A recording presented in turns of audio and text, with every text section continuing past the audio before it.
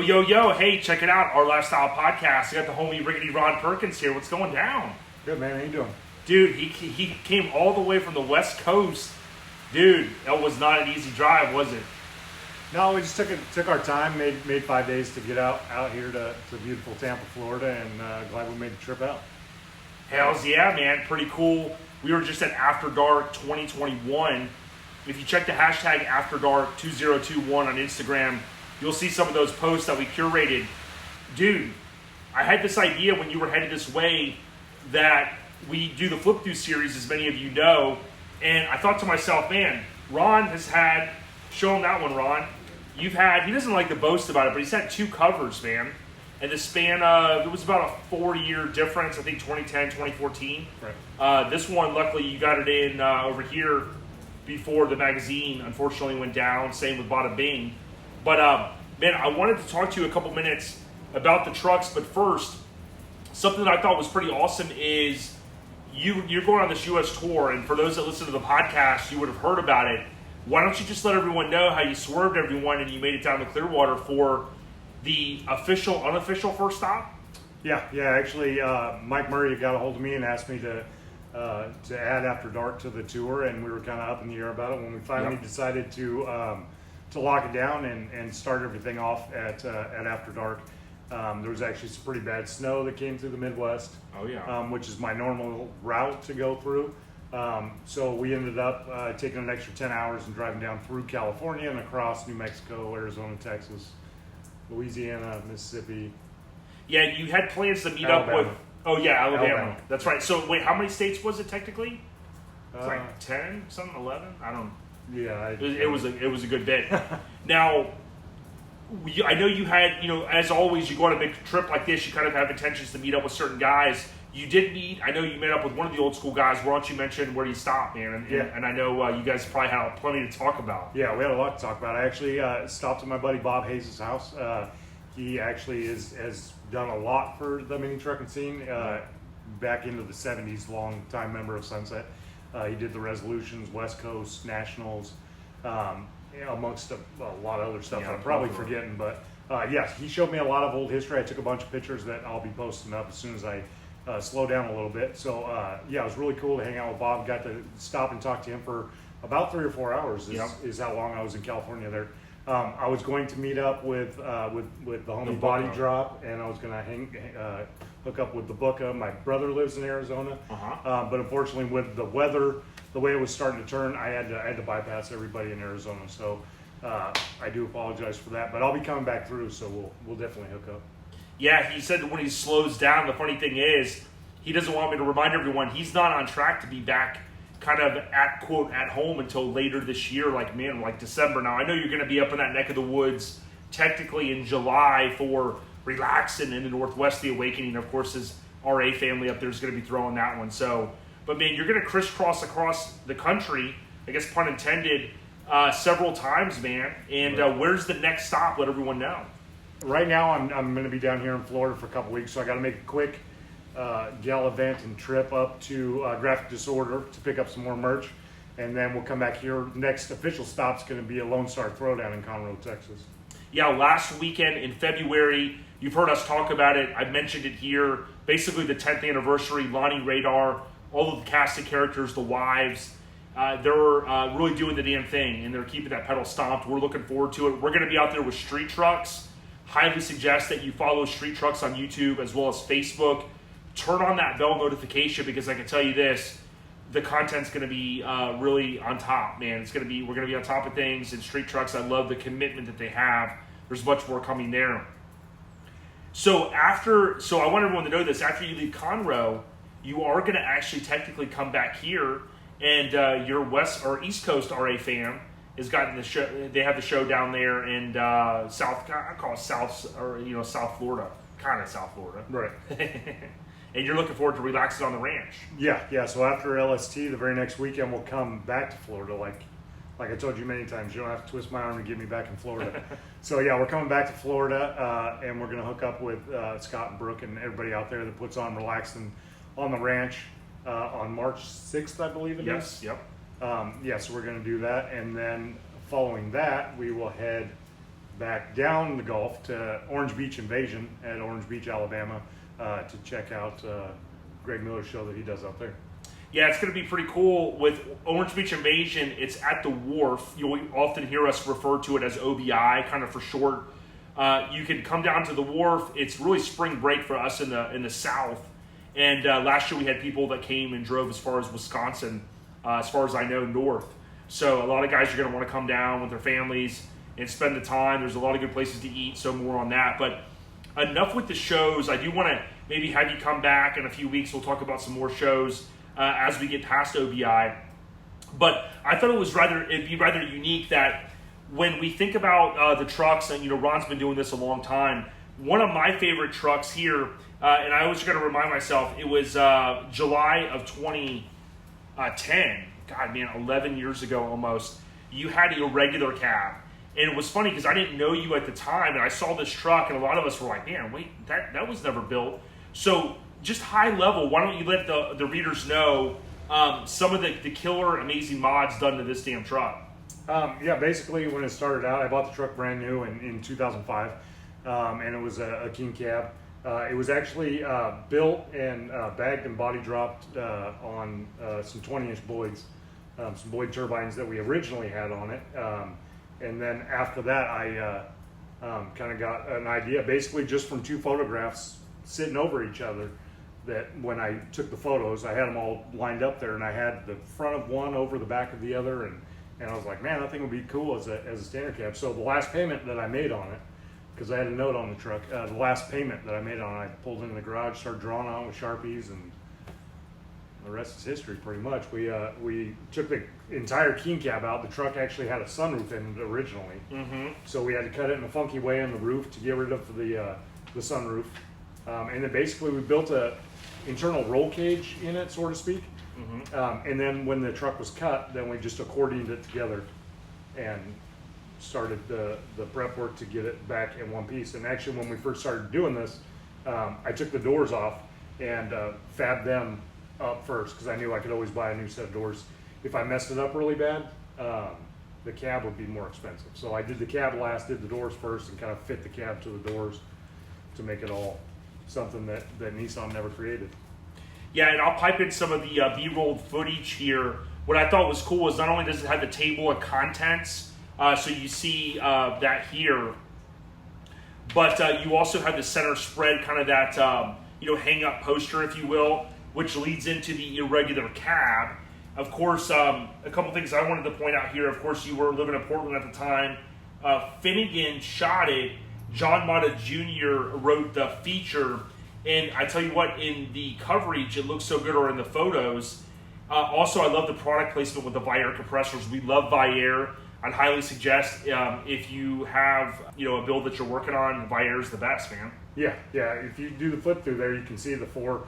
I think there were 480s back then. We had four 480s across the back of the gate, and all plumbed right directly into the tank there. Now, the other unique thing on this, and we were just talking about your dash. In my S10, bada bing, it's a 60 Etzel dash, and a lot of similarities to this dash. And I never even realized it until years later. Tell us a little bit about the dash, man. Yeah, the dash was out of a 65 Mercury Monterey. It was pretty close to lining up. It was about 1.5 inches too wide, so there was a perfect space in between the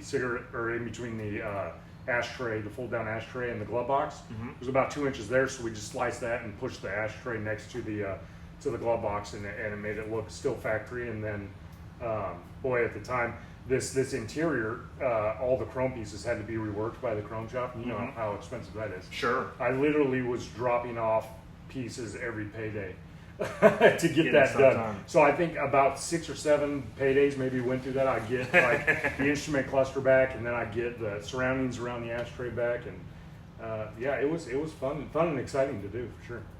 Yeah, killer stuff. Now, a lot of folks may or may not recall the truck. You had an opportunity to go on Power Block, so you had a prime. I think it was that show still runs on Sunday mornings, beloved by many kind of motorheads, enthusiasts, if you will. How did that opportunity come about, Ron? That's a funny story too. So when I was getting ready to debut the truck at West Coast Nationals, Eric Saliba's Spike truck back then, before it was crispy. It was actually featured on the power block, and the producer wanted to get more mini trucks on the show. Nice, that's so killer. what he did is he contacted Eric Saliba and said, "Hey, if you got anybody else," they saw pictures of my truck and they said, "Yeah, have them come down next Saturday." But you were out west. But I was in Oregon, so Eric told the guy, "Well, this guy's in my car club. I can get a hold of him." And so he got a hold of me, and he's like, "Yeah, bring it out next Saturday." And just thinking car club, he must be local in the Nashville area, so come on down. So I got a hold of the producer, and after Eric gave me his contact info, and I said, like, I can do this, but I need to plan it out. So basically the way the show worked is they filmed 6 feature vehicles, I guess. They fit 6 feature vehicles every 6 weeks. So he says, you can do this one or this one. So I just planned it out to where I had enough money in the future to make the trip out. I mean, it was basically like going to a show across the country. Yeah, no stranger to obviously traveling and doing the damn thing. Now, what's one thing that the majority of folks may not know about this truck, right? Because I know it was at SEMA, and obviously it's on the cover. You're on Power Block. I mean, it got a lot of exposure, but maybe just one kind of fun fact or tidbit that you could throw out to the viewers out there in YouTube world. There's a couple things that are really interesting that a lot of people don't know. The one thing on the valve covers and the air cleaner, I had a Nissan kind of Chevy bow tie inspired logo made for it. FBI actually cut those back in the day. Really? Yeah. So not the FBI, but FBI, Fender Bender Incorporated. Fender Bender cut those in, and they were really cool to work with. And basically, because we had a small block Chevy in the Nissan truck, and it was just kind of to have fun. The other thing is the factory AM radio in there. We gutted the inside of it out, and we hooked all of our air valves up to that. So when you push the AM preset, it would actually activate the valve, and you push preset 1, and it would lay the truck down. So a lot of people don't know about those two things, though. Then there's a lot of cool stuff that I'm probably forgetting about the truck because it's been so long. Yeah, it's been a while. 10, 12 years. 10, 12 years since it's been finished. Let us know where, because we always like to know if you remember where it was shot. That's always a cool thing, right? Because especially Ron traveling across the country and hitting shows in relaxed atmosphere. Do you remember where it was shot? Maybe, it must have been 2010. Was it earlier that year? Do you think it was late 20? Yeah, it was earlier, actually. Like I said, Mike Finnegan shot it. And that was about the time that he lost his position at Sport Truck. So Mike Alexander was going to shoot it. He was able to get a hold of Mike Finnegan to shoot it. It was at West Coast Nationals, and we actually went across the Colorado River, so we had the Arizona backdrop in the pictures. So pretty cool. Perfect. Yeah, it was right on the Colorado River. It was gorgeous. Yeah, perfect fitting for mini truckers. So many shows have been out there, like Parker, Arizona, a lot of those different places. So kind of a cool little nod there, a little fun fact I wanted everyone to know. Man, it really came out awesome. Now, before we talk about the other issue, what do you happen to know the fate of the truck? Did it just get to a point where you sold it and it was poof, it was gone, or did you hear of any challenges that had happened afterwards in firms? Is it still in existence? From what I know, it has been passed around a couple times, and I haven't seen pictures or any details in probably long time. A year and a half at least is probably the last time I heard of it. Yep. But I've kept in contact with a couple guys that have owned it after me, and they are saying that it's going to make a comeback someday. So, I mean, it could be 2022, 2030. I don't know, but I keep getting that it's going to come back. So don't call it a comeback. It's been here for years. You know what I mean? So the other unique thing about Ron coming down here, and it's not every day. Like, he's been here a couple times to Florida at least, but Ron didn't stop there, and he comes back swinging with the truck that we all know is deblazed, and this one is March of 2014. So you had about that 1 year time frame from here is when the magazine goes poof and it's gone. For the most part. Now, when I saw this truck, I was blown away because it has a lot of unique features, very much so like a regular cab. You took it to another level. Talk to us just a little bit about high level deblazed in this amazing S10 style Blazer. Well, this one basically started out like everybody's project. It was just going to be something that was going to be super cool to drive around to work. It had I think it had a 4.3 in it stock. And we were just going to, basically, we were going to cut the roof off and do what we actually did, but it wasn't going to have paint and motor and wheels. And it was just going to be something, but you know how that goes. Yeah, definitely. Now, the thing that, if you take a look at this feature, obviously you've got the unibody truck, right? But it started as what? It started as a 93 Blazer. I think it was 93 Blazer. So yeah, basically, the reason I did that instead of doing a standard cab short bed and welding everything and bracing up everything is that to me it seemed more proportional to do it to a Blazer. To cut the roof off, the bed's about 10 inches shorter than a unibody truck would be. So I just liked the way that it looked with the little bit shorter bed. I actually raised the bed rails up to give it a little different, a little shorter of a look to it. So we raised the bed rails up about 1.5 inches from where the stock would be. So they basically the bed rails would line up with the window. Normally this truck, the bed rails are lower than the window, and just visually, I think it makes the bed look shorter and makes the truck look more proportional and like it should. Yeah, absolutely. Now we'll pipe in some footage here so you can actually kind of see what we're talking about for those that don't know. One of the things that I really thought was fantastic is, this truck obviously had a lot of work into it, but the photo shoot was really awesome. Talk to us a little bit about where it went down, if you recall that, and who shot it. Yeah, the funny thing is this was actually also shot at West Coast Nationals. And this was probably less than 5 miles from where the Irregular Cab was shot. Interesting. And the fun part about that photo shoot is that we had the motor tuned and it was running, driving awesome. Right here you can see that we were cruising through the desert. And I didn't have a shirt on because it was like 120 degrees there. But yeah, I think towards the front there's a burnout picture that we were doing. So we were doing burnouts and cruising through the desert and just, I had a lot of fun with that photo shoot because it wasn't just a sit and park kind of photo shoot. Yeah, the cover came out awesome. And you can see here when John Mata, he always did cool little write-ups, but he also piped in that photo there into his editorial. John Mata, I don't think he gets enough credit. He did a really good job. If you go back and you look at the magazine over the course of time, we'd love to have him on the podcast.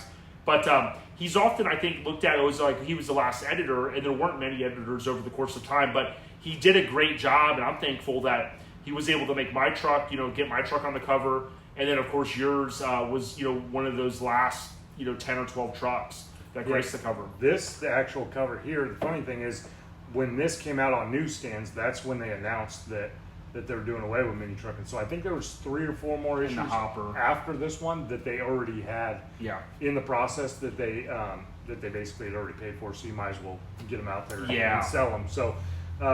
So yeah, it freaked me out because I didn't know if I was even going to be able to get one of these. Yeah. Because they said, okay, Mini Truckin's done. Yeah.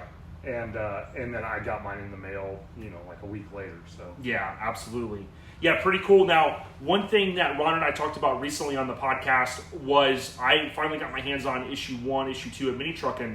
Issue 1 I had never really looked at, but in issue 1 there's a tech article with C.R. Lawrence. And many of you know, if you're an avid listener of the podcast, I love that roll-down back window. C.R. Lawrence made the power light rear window for Minis. They also made it for the 88 to 98s, and I think they ceased production in like 90 or 91. Keep me honest, in this one, you had a C.R. Lawrence window, right? Yeah, this one had a C.R. Lawrence window. And the short story of that is that my buddy had it in his truck for maybe 10 years, maybe longer. And he sold the truck, pulled the window out because they weren't making them anymore and they were that rare. So he pulled it out. And I never really thought about bugging him about it. Yeah. But he had another truck that he had. He needed some compressors for it, so he was going to sell this back window, and that's when my wheels started turning. And I said, "Hey, I'll give you a dual pack if you want to just trade." And he was up for it. So, yeah. So that's, I would have gave him. Don't tell him, but I would have gave him a couple. Yeah, he's not going to watch this. 2 or 3. Yeah, but no, they're super cool, and they're getting more rare and more hard to find. And the truck, actually, since I've sold it, it actually is still in there and hasn't been pulled out or sold or anything, so that's good. Now, the last fun fact I could think of is this also made not only the second cover for Riggedy Ron Perkins at HammerD Weekend Wear, it also made the second trek across the U.S. because it was also featured, ironically, on Power Block. Isn't that right? Yeah. So actually what happened with that one is I kept in good contact with the producer, my friend Jason Luckvold in one of your Seven brothers in Idaho, had the Flame Mazda. I hooked him up with a Power Block spot, and at the same time, the producer asked me what I was working on, and I told him I'm working on this Blazer, basically that we cut a roof off, and we're giving it some like Impala graphics and a small block motor, and he was super stoked about it. It's like 2 thumbs up, man. Yeah, so he's like, when you're done, bring it out. Nice. And you got a chance to meet Courtney Hansen during those visits? Yeah, both times she was still the spokesperson. Yeah, I guess yeah. what you call it. Host. Yeah, the kind of the She's host. still There the you host, go. yeah. Yeah, she has a lot of lineage. That's Ronnie from C10 Talk. He always uses that word, or he uses it really well. A lot of lineage to hot rods. She loves Thunderbirds. I remember she came out to Showfest one year. Right. They had her as a guest. She was signing autographs and super awesome person. Tunica? I know. Tunica. Yeah, I was at that one. Yeah, that was, man, we had a lot of good times. But I wanted to end with Hammer. This is Ron from HammerD, as we kind of mentioned earlier. If you listen to the podcast, you know about Riggedy Ron Perkins. It's HammerD, weekendwear.com. He started that brand. And what should someone know, your elevator pitch about the HammerD brand? The HammerD brand is basically just automotive apparel for automotive enthusiasts that like everything HammerD. And the one thing that we pride ourselves on is that we feature real builds, and that basically means that whatever you're working on in the garage right now could be on the next HammerD shirt. So just keep going, and instead of getting a cover like one of these, what we want to do is we do 12 shirts a year. We feature 12 vehicles a year, just like the magazine used to, and we want that people to be in the garage with that goal in mind, that one day that they could be featured on a HammerD product. And so far we've put out about 70 designs, and we have the next year and a half booked up for more features. So they're just going crazy. Yeah, it's pretty cool. Ron's the first guy in our whole scene, really anybody I know, at least in the automotive industry, to offer a t-shirt subscription. It's typically December into January. He mentioned 12 shirts per year, so you get about 2 every couple months. But you can buy them individually. If you buy the t-shirt subscription, you can now select a color. You don't have to just go black. And keep me honest, they will save well over $100, and those are automatically shipped, almost like a magazine subscription. Yeah. Basically, we start that because there's sizes involved, and it's not just a print magazine. We start that December 1st traditionally, and then it goes to about January 15th, and then you can get black, white, charcoal, red. You can get any size from U sizes to tall sizes, and that basically, like you said, you'll save $144 if you purchase during that time, and then they're automatically sent to you. You don't have to get on the website every time we do a release, and then you just tell your wife, like, did you show up? I don't know what the deal is. I know, right? Hey, I didn't order them. Well, not this month I did, right? Yep. So it's always good linking up with you, Ron. I would encourage everyone also to look up the homie. I always talk about Mini Garage. That's one of Ron's good friends. They live up near each other. I don't know how close, but Jeff, as we call him, J-F, good dude, Mini Garage. He has an awesome channel. And it's pretty cool that Ron is all the way down. He did the Oregon Trail backwards, is the way we're looking at it. He's all the way down here in Florida, chopping it up, talking trucks. He's going to be at a show near you in one of those damn states. So get out to HammerD, weekendwear.com, order some merch. Hell, just order a sticker if nothing else. That way you're on the newsletter in terms of you purchase the one item, and possibly think about that t-shirt subscription. Ron, man, anything else I forgot? I appreciate you taking the time. Yeah, no sweat. Thanks for having me. And like Jay said, basically when you're at the website, you can, on the upper left-hand corner of the website, there's a section that says U.S. Tour. If you click on that, it'll show all the dates. So if you are in Indiana and you're like, when's Ron going to be near? You can go up there, click that link, drop down. Of course, we're going to be at Slamology in Indiana. So there you go. You know right where we're at. We're going to be at Camtrag.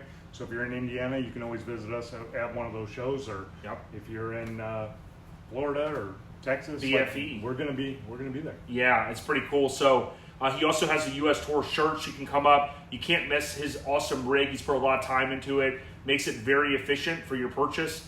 come on by and let Riggedy Ron Perkins and Hank, his co-pilot, know that OLP sent you. Ron, appreciate you, cuz. Yeah, thanks. Peace. Appreciate it.